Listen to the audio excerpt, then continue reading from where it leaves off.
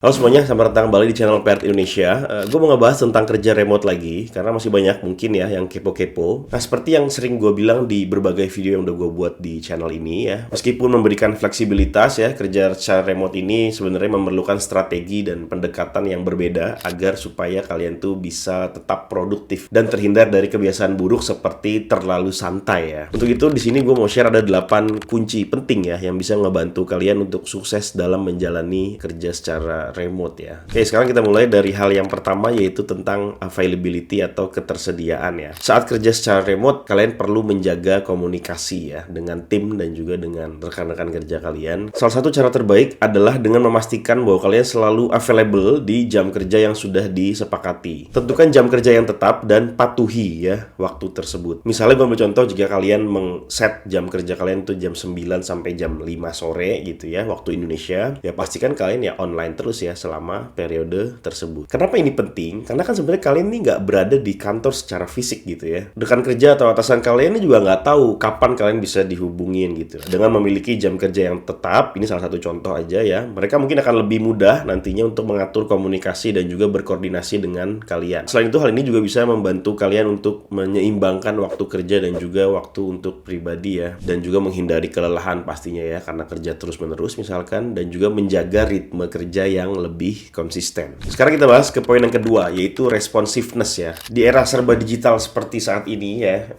that's why kerja remote di overseas ini possible, karena PR juga menyediakan lowongan kerja itu yang nanti akan gue share lebih dalam. Komunikasi ini sebenarnya ya jadi kunci utama gitu ya, apalagi ini kerja secara remote gitu kan. Tapi intinya bukan di komunikasinya, tapi di responsifnya gitu. Jadi pastikan kalian ini selalu responsif dan juga mudah dihubungin oleh tim kalian atau oleh atasan kalian. Responsif ini tidak hanya berarti kalian ini harus menjawab panggilan atau chat itu secara cepat ya, tapi juga kalian memberikan respon yang relevan dan membantu pekerjaan itu supaya lebih lancar gitu ya. Sebenarnya dalam konteks komunikasi ya, kalian bisa menggunakan berbagai platform ya, seperti Slack, Microsoft Teams, atau WhatsApp mungkin ya, untuk mempermudah komunikasi. Ini tergantung juga company-nya, dia punya communication apps apa gitu. Tapi yang harus di-highlight, penting untuk kalian semua untuk menghindari ya kebiasaan ghosting di jam kerja. Usahakan selalu ada dalam jangkauan rekan-rekan kerja kalian ya, karena ini akan menciptakan alur kerja yang lebih efisien dan juga meminimalisir potensi hambatan komunikasi, terutama buat kalian mungkin yang posisi pekerjaannya nanti saat kerja remote itu sangat-sangat membutuhkan communication gitu ya. Jadi harus dipastikan kalian ini responsif lah intinya gitu. Oke, sekarang kita masuk ke poin yang ketiga, yaitu sistem manajemen project atau project management system ya. Mengatur kerjaan ya atau tugas atau project ya dengan rapi itu sebenarnya tantangan banget buat orang yang kerja secara remote ya. Nah, salah satu cara untuk mempermudah hal ini adalah dengan menggunakan sistem manajemen project ya, atau project management system. Tools seperti Trello, Asana, Monday.com, atau ClickUp let's say gitu ya. Ini bisa ngebantu kalian dan tim untuk mengatur alur kerja, kemudian juga membagi tugas, kemudian meng-assign orang, terus juga ada deadline-nya di situ bisa di-set, dan juga bisa memantau progresi atau perkembangan dari setiap task atau setiap project yang sedang berjalan. Dengan menggunakan tools-tools seperti ini, kalian akan memiliki gambaran yang lebih jelas tentang apa yang harus dikerjakan dan kapan juga deadline-nya. Kalian juga pastinya lebih mudah ya nanti untuk melihat perkembangan project secara keseluruhan, sehingga setiap anggota tim itu tahu apa yang sedang dikerjakan oleh rekan kerja mereka. Jadi kita bisa saling tahu gitu, lagi pada ngapain sih sekarang gitu kan. Dan ini pastinya bisa membantu untuk menghindari pekerjaan yang tertunda atau bahkan duplikasi tugas yang tidak perlu. Oke, sekarang kita masuk ke poin yang keempat, yaitu tujuan dan juga hasil kunci atau objective dan key result. Salah satu tantangan kerja secara remote ya adalah memastikan kalian untuk tetap fokus pada hal yang penting. Dengan adanya panduan yang jelas seperti ini ya, ada objektif dan ada key result, ini akan membuat kalian bisa lebih fokus pada hal-hal yang mendukung untuk pencapaian target kerja dan juga menghindari hal-hal yang tidak produktif. Kalian bisa menerapkan metode OKR ini atau objektif key result ini untuk memastikan bahwa setiap tugas yang dikerjakan itu selalu berkontribusi pada tujuan besar yang sudah di-set di awal ya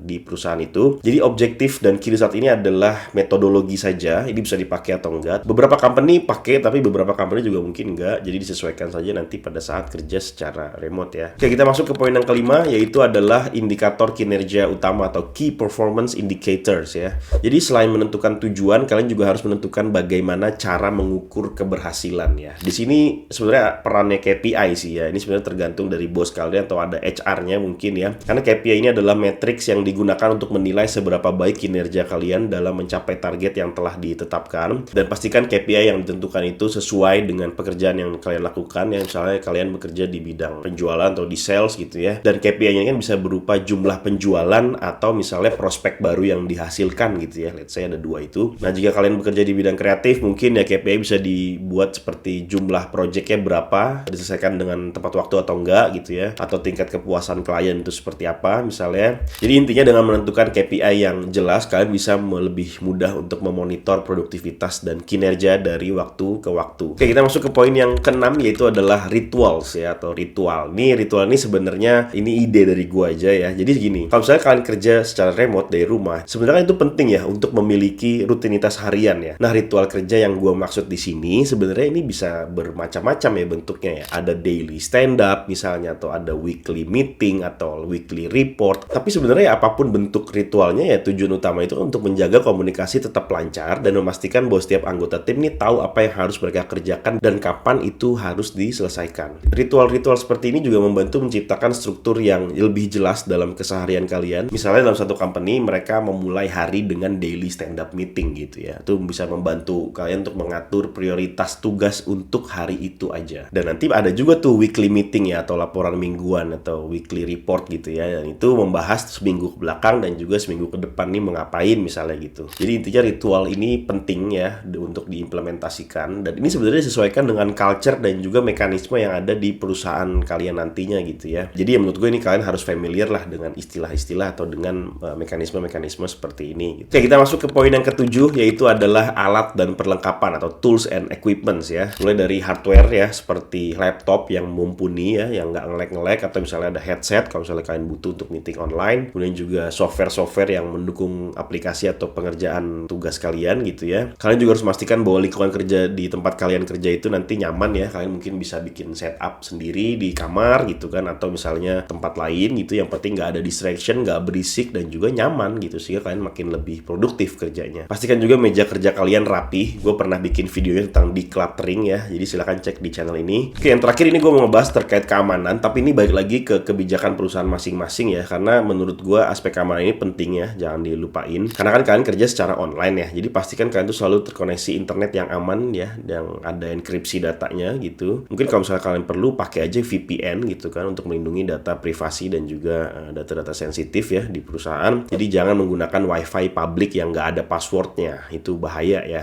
karena itu nanti bisa jadi celah buat para hacker untuk ngambil data dari laptop kalian. Selain itu, pastikan juga kalau misalnya kalian pakai laptop Windows ya, ada antivirusnya gitu, let's say, karena Windows kan gampang sekali untuk terkena virus gitu ya. Dan juga hindarin download file dari sumber-sumber yang tidak terpercaya tuh ya. Hati-hati tuh.